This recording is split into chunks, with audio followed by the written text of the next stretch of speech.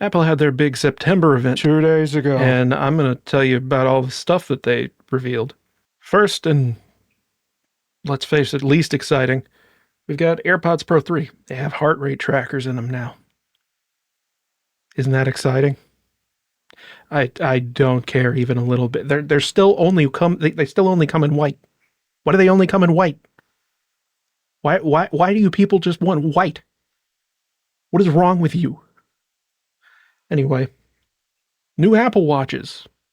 What a surprise. The big deal with these is mainly battery life. Something else about the new Apple Watch can tell you if you have hypertension, but it can't actually read your blood pressure. It just can tell if you have hypertension by looking at your veins. Also got really good battery life. I think they had the Ultra 3, which is like yeah, $800 gets 42 hours of battery life. I mean, that is pretty good. Though whenever you figure that the Pebble 2 came out how many years ago? A lot. And it could last a whole week. And it had heart rate monitoring. But then comes the big deal, the big papa, the thing that everyone actually gives a shit about. iPhones. Starting off, of course, we have the standard iPhone 17. I bet you'll never guess what its features are compared to last year. It has a better camera, a better processor, a better screen. Wow. I can't believe it. I can't believe it's got newer stuff in it. And it's the best iPhone. God, they said that over and over again. It's the best thing that we've ever made. The best iPhone yet. The best watch yet. I, I was expecting you to put out a worse product than last year, Apple. And I thought you would advertise it that way. You'd have Tim Apple come out and go, well, everyone, I'm sorry. We made bad products this year. Please forgive us. Like, shut the fuck up. Then I'm going to jump straight to the iPhone 17 Pro and Pro Big. They added the big, cool new thing. Cool. Because it's a cooling solution. Vapor chamber. They put a vapor chamber in the phone because it gets really hot. No, a unibody, unibody. It's now a unibody design because it gets really hot and they need to use the case of the phone as a way to dissipate heat.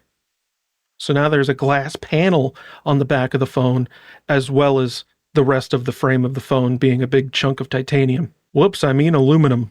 And you got the typical stuff. You got really good camera compared to the standard one. You got the A19 Pro instead of the A19. All expected stuff. They also made a big deal about the Ceramic Shield 2, which supposedly everyone's saying that Ceramic Shield is really, really good, like substantially better than Gorilla Glass. I can't say that I really know because I've literally never broken a phone and I haven't used a case in a decade. So I don't really know. But hey, it's two now. I will say I was really impressed by the cameras, mainly with the 8 times zoom. That's pretty cool. Though this article says 8 times optical zoom, and I'm pretty sure that what they actually showed was a 4 times optical zoom, and Nope, it's an 8 times telephoto lens. because all the cameras are 48 megapixels now. 48 megapixels. We're making a big deal about 48 megapixels. You remember whenever cameras came out that were like 2,000 gigapixels, and everyone was like, megapixels don't matter anymore. Stop doing this. And then Apple was like, megapixels don't matter anymore. Look, we made a big new sensor and everything's all cool and different. And now they're back to showing off megapixels because they're running out of things to market with.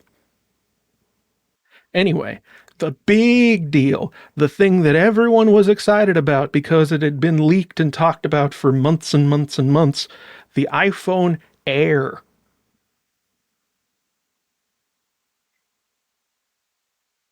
Frankly, I don't understand why it exists. I think it's mid.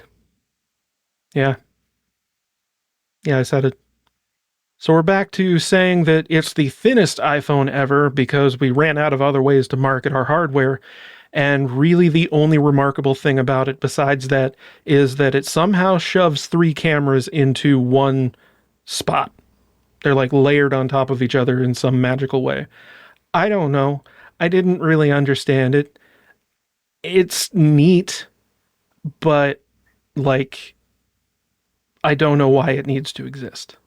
Here's the thing, if you're looking at the Air versus the Pro, they both have the same SoC.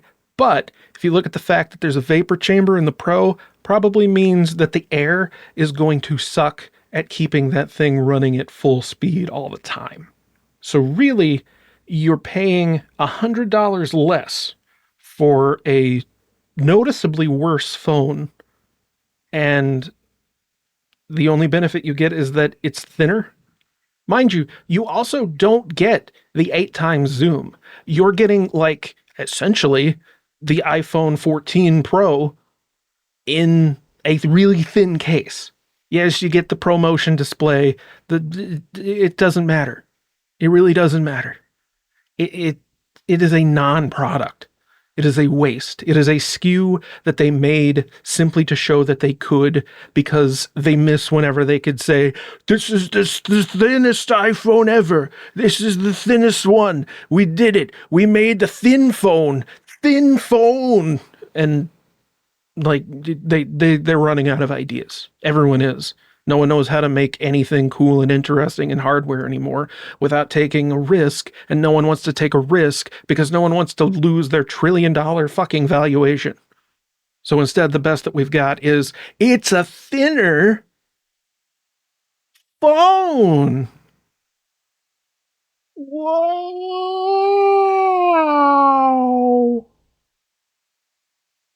You remember whenever Singular was still a thing and they had that stupid flip phone that was like the size of your thumbnail?